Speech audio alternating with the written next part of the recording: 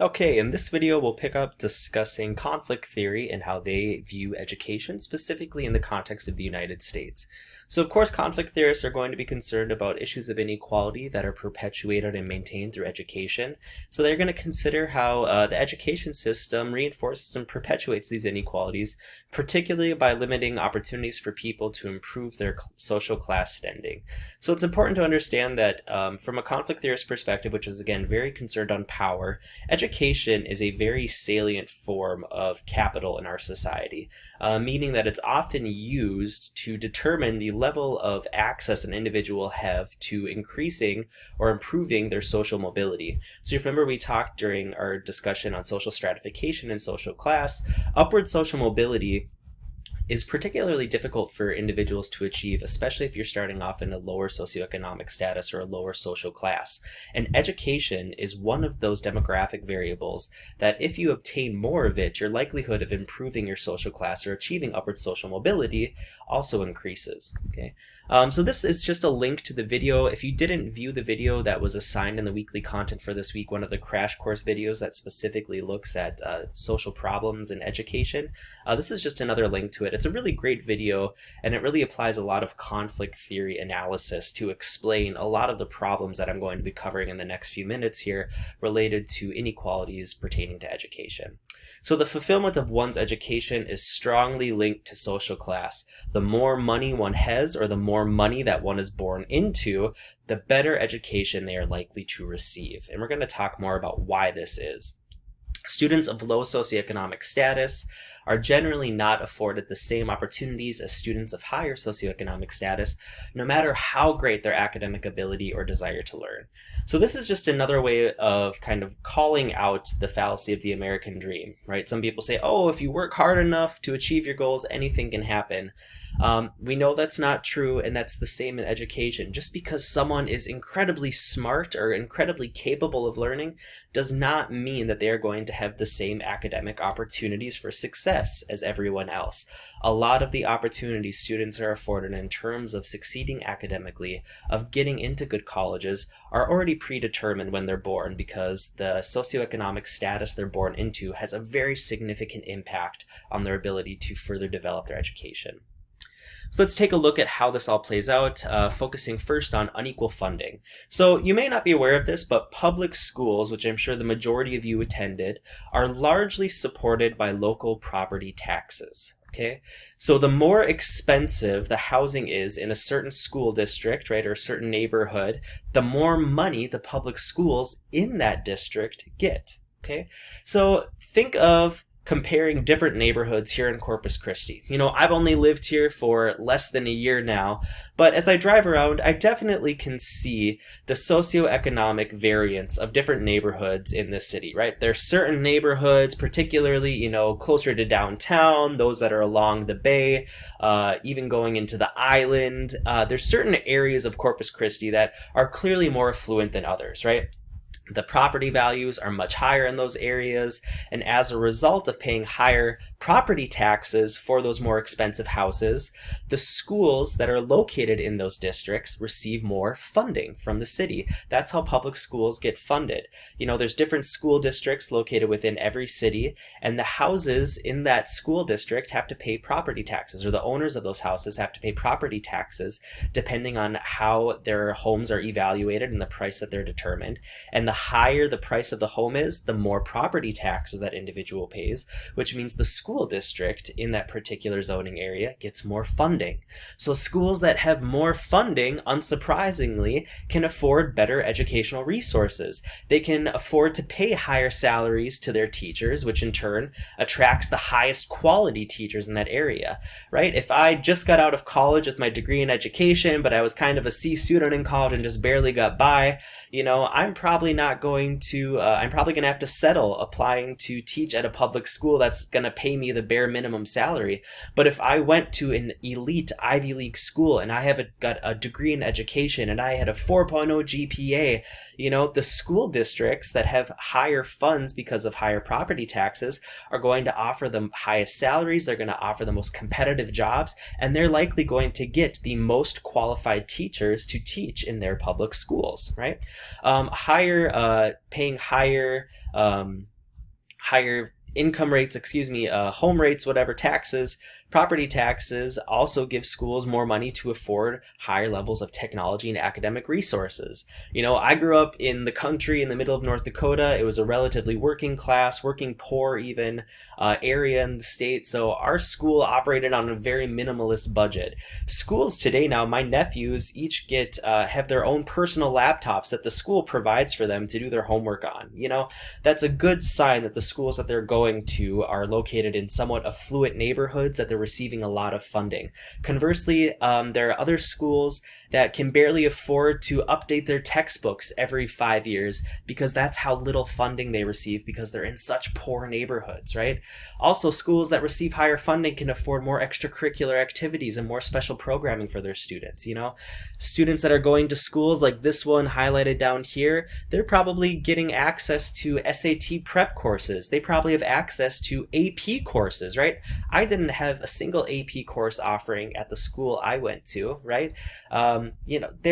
Schools like this probably have extracurricular activities, things like, speech and debate, honors classes, a slew of different sporting extracurricular events, different skilled extracurricular events to help students develop kind of professional and work skills beyond just education, versus students going to schools like this. And yes, this was an actual school in the United States. And yes, students, now it's closed down, but there's still students in the US that are going to schools that look like this, with broken windows, with roach and mice infestations, with not enough desks for all students to have a chair in the classroom. That's a very real reality in the working poor, in the poor, poverty-stricken cities in the United States, or neighborhoods in the United States today. So it's really important to realize that the family that you grew up in, especially if you came from a middle-class family or even an upper middle or upper-class family, you definitely had a better education from elementary school all the way through high school, simply because of the wealth that you were born into in comparison to individuals that are born into poverty. So that's an instance of privilege right there. The privilege of being born into a family that could afford to purchase a house in a middle-class neighborhood and therefore have schools that are properly funded. That's a privilege that many of us were born into, that many others do not have the same access to. So let's also talk about cultural capital and how that affects education. So students from higher social classes tend to have greater cultural capital. And cultural capital is essentially the knowledge and the experiences that can be translated to forms of economic and social capital. So let's look at some examples of this. For example, how would you know how to fill out college applications or apply for FAFSA if you don't have college-educated parents or well-trained school counselors to help you? Right? Does this apply to anyone? Right? I'm a first-generation college student. Applying to college was a very foreign experience to me. The guidance counselor that worked at my school actually worked at 3 different schools in the area, and she was spread super thin. She didn't have a lot of time to dedicate to any of us. Didn't encourage any of us to apply to certain colleges or universities. Just kind of threw out a few options that were located within 50-mile radius of our small town, and said, here's the applications. If you want to fill these out and apply, go ahead. Right? I had no idea what I was doing. So it was a very much a touch and go thing. I didn't know how to apply for FAFSA. My parents never had to apply for FAFSA because they weren't college educated. So not having access to a college educated parent is another form of disadvantage or oppression that marginalized communities face. If you had a college educated parent or an older sibling that went to college before you, that's an example of cultural capital, right? It's that advantage that you have, a cultural experience that you have that is going to increase your likelihood of success in terms of gaining economic and social capital in the future. Another example of cultural capital is if you had parents that read to you as a child. That likely improved the quality of education that you'd receive later on in life. One study found that by the age of 3, children of professionals have vocabularies that are 50% larger than those of children from working class families. And the big finding here is that if you have parents that are professionals, right? Parents that presumably are working 9 to 5 jobs Monday through Friday, that are home with their kids every night, that can tuck their kids at night and read them bedtime stories, they're going to develop bigger vocabularies in comparison to children that maybe come from working class families where maybe parents work, the third shift or have to work double shifts every night. They don't have time to be at home with their children in the evenings and read to them because they're out working, hourly jobs just trying to live paycheck to paycheck in order to survive. So cultural capital that an individual has access to greatly impacts their ability to succeed in terms of educational attainment. As we discussed during the activity that we did recently, a lower social class can impact a person's ability to succeed in school, right? So we talked about referring to this admissions activity that we just did earlier today. If you come from a lower social class, you might have had to work right after you got out of school, right? Like I said, when I started working as a 14-year-old, when I was still in high school, because I needed to start saving up money to go for college. And as a result of that, I had to give up some extracurricular activities that maybe would have looked good on my college applications, but I was too worried about being able to afford college. So I had to give up some of those extracurricular activities. So the social class that we're born into and the cultural capital that we do or do not have access to can significantly impact our ability to get accepted and admitted into colleges. If you have to work at a young age to help support your family, you will have less time to dedicate to your studies and your extracurriculars, which can negatively affect your chances of going to college. Right? That's the other big thing to consider as well too. If you have to work at 4 o'clock every day, right? If you go to school from 8 to 3:30 and then you work from 4 o'clock to 10 o'clock every day, how much time are you going to have to dedicate to your studies, right? Your GPA is probably going to drop as well, further preventing you from getting into good colleges and universities and furthering your education. Another aspect that conflict theorists have studied a lot in terms of education is this process called tracking. So essentially, tracking is the process where students are put into different educational programs, or tracks as they're called, on the basis of either real or oftentimes perceived abilities. So for example, students put into the lowest, least academically rigorous track typically enter the workforce immediately after high school, while those in the highest track often attend prestigious colleges, and those in between usually attend local college or regional university. So for one example of tracking that happens in a lot of high schools is students often get funneled or tracked into different kind of trajectories. You might, for example, have a general trajectory, a college prep trajectory, or an honors trajectory or track that students get kind of siphoned into. And oftentimes students get siphoned into these tracks, not necessarily based off of their GPAs or how well they're performing in school, but oftentimes based off of how well their teachers or their guidance counselors perceive their abilities. And this is where it can get really problematic, because as we talked about before, if you're a woman, if you're a person of color, if you're a person of lower socioeconomic status, you're often going to be viewed as being less capable in comparison to your privileged counterparts. So what studies consistently show is that if you're a wealthy white man, you're more likely to get tracked into an honors or a college prep course than if you are a poor woman of color, right? As a result, tracking can have a lifelong impact, affecting people's opportunities for jobs and income.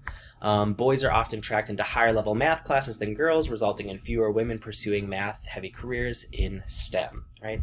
So this can have a life-affecting consequence. If, imagine as a first year or a sophomore in high school, you have a teacher that goes up to your friend and says, wow, I think you're really bright. I'm going to make a recommendation that you pursue the honors track. And then they look to you and say, you're doing okay in class, but I just really don't think you have the potential. You should just really follow the general track and just try to graduate high school. That should be your goal.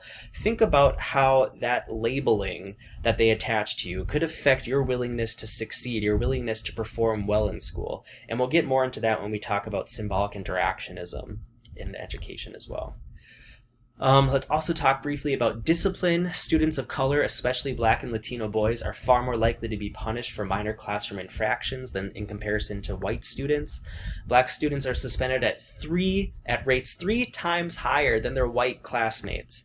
Being in school also keeps kids off the street. Kids who are suspended or expelled are more likely to engage in risky behaviors like drug use or other criminal behavior. Furthermore, for minority students, schools are more likely to escalate disciplinary issues to the juvenile justice system rather than handling them internally, putting students in contact with the criminal justice system at an early age.